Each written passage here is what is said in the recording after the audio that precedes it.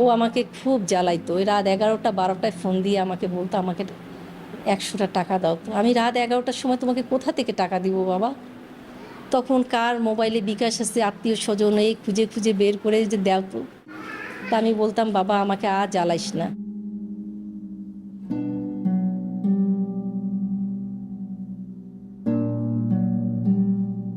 ওর পোশাক আশাকগুলো খুব সাধারণ, ওই স্পঞ্জ পরে ঘুরে বেড়াতো।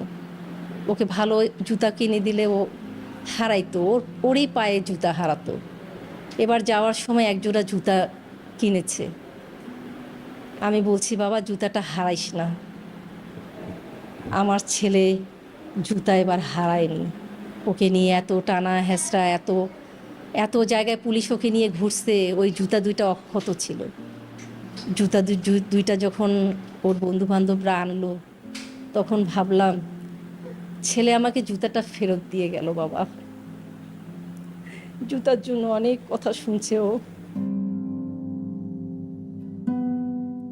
আমি মা, যাদের সন্তান মারা গেছে তাদের সকলের সঙ্গে যোগাযোগ করে অবশ্যই আমিও তার বিচারের জন্য আমিও মাঠে নামব।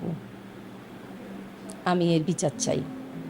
বিচার তো আর এই সরকার করতে পারবে না।